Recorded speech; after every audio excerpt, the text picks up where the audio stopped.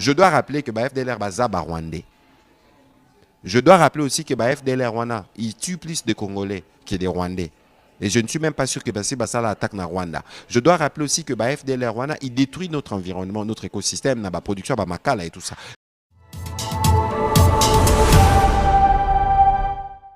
J'espère que vous deux, comme les autres qui nous suivent, botanga pe accord on a des bouts en bout. Parce que mingi mingi biso atolo baka likolo parfois totanga raté. Alors ce qui est prévu, c'est un ordre opérationnel.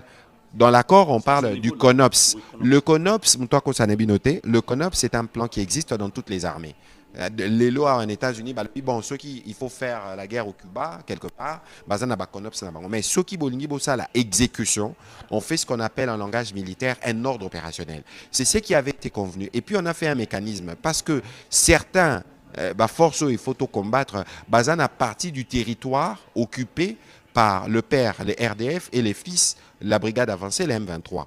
Ça veut dire qu'avec les Américains, on a convenu, on a fait un mécanisme d'intelligence, un comité d'intelligence, des partages de renseignements pour nous bon, nous, notre mission comme gouvernement congolais, c'est de dire, biso, il faut tout débarrasser de FDLR.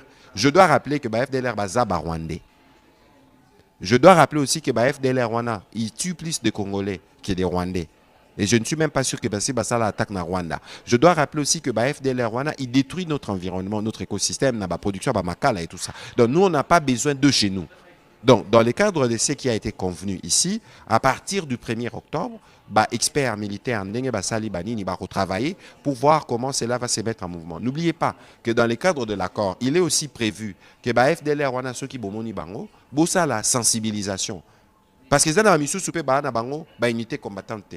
Bao batika la na ba résidu wana bazala kana bango bazonga na bango bazala kana bango ou bien basi basila. Non, la question les lots, c'était là aussi un point de discussion parce que biso na niveau ba service oya biso ba rwandais ba yaka par million. Sur la question des réfugiés d'ailleurs, il y a plus de réfugiés rwandais au Congo que de réfugiés congolais au Rwanda. Na ba o bazali ba unité au bato baza identifié ba o baza identifié comme ba FDLR. Pour notre service, il y a une discussion sur le nombre, mais il ne dépasse pas 1500. Parce que Bango Basalaka, je rappelle que guerre au Kagame Azosalabiso, il y a une guerre qui fait sur 3 prétextes. À Lobby, au Congo, il y a un discours de haine, on brime les tout dans Ponaïe, même si dans ce qu'il dit, il a raison, est-ce qu'il faut massacrer d'autres communautés parce qu'il y a un conflit entre communautés, entre guillemets? Non.